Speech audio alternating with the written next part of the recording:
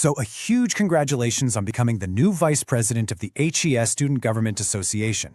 That is an incredible achievement, and because it's such a big role, we've put together this playbook to help you have a seriously successful and impactful term.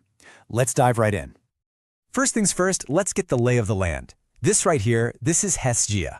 It's a government built on balance, with 3 different branches all working together. But look who's right there in the middle, connecting everything. That's the president, and that's you. Your partnership is basically the engine that makes this whole system run for every single student.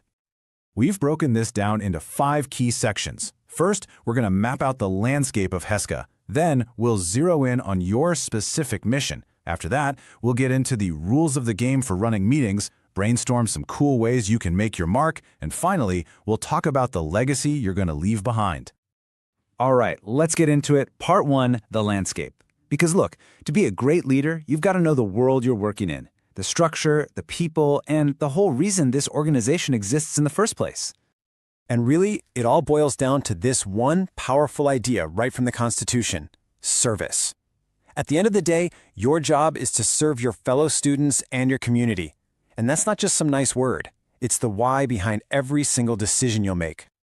So you'll see HESSGA is structured pretty much like a real government. And this whole separation of powers thing, it's not just for show. It's a system designed to make sure everything is fair, to keep any one group from having too much power, and to guarantee that every decision gets a really good look. Your home base is the executive committee. Think of this as the action arm of student government. This is the team that's responsible for planning events, managing projects, actually getting stuff done. And you're not just some member. You are a key driver of this team's success. Okay, so that's the big picture. Now let's zoom in on your specific mission. We're talking about the official duties and responsibilities of the Vice President, pulled straight from the HESSGA Constitution itself.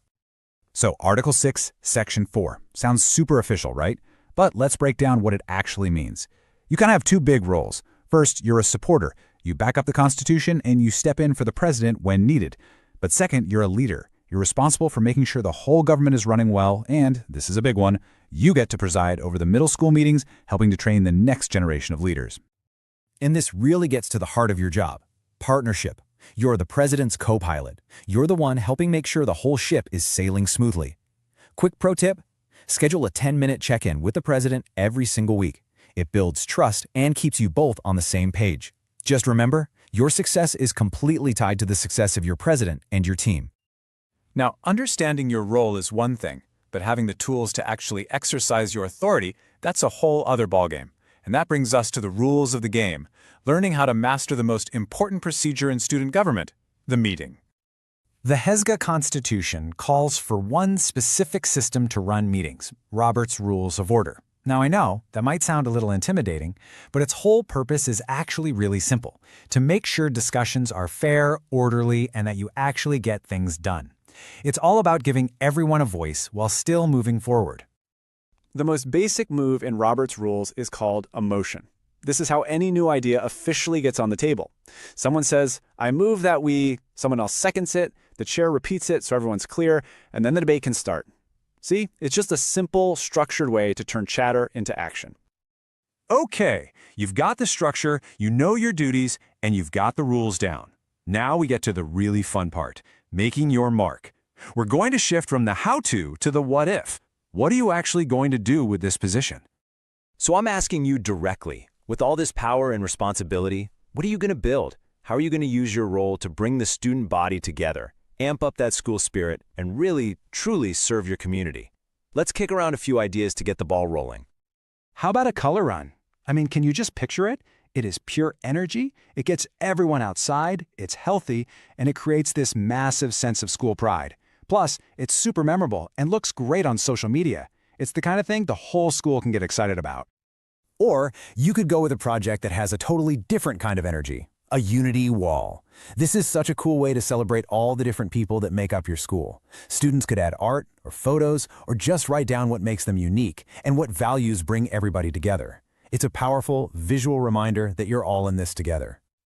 And here's an idea that's really thinking outside the box. Surprise your rival school with positivity. Yeah, instead of some lame prank, Imagine covering their campus with awesome chalk art and posters with inspiring messages. It's so unexpected, promotes great sportsmanship, and completely flips the script on what a school rivalry can be. A color run, a unity wall, a kindness campaign. See, these aren't just events, they're the building blocks of your legacy. And that's what this final section is all about, what it all adds up to. And you should never, ever forget the ultimate reason you're here, laid out right there in Article 2 of the Constitution. You are here to develop those qualities of citizenship. What you're doing, the leadership, the responsibility, the debates, it's all practice for something so much bigger. You're not just running meetings, you're learning how to preserve our democratic system. That, right there, is the real legacy you're building. So, the playbook is in your hands. The structure is set, your mission is crystal clear, and the possibilities, they are absolutely endless. Your term as vice president starts right now. The only question left is, what are you going to do?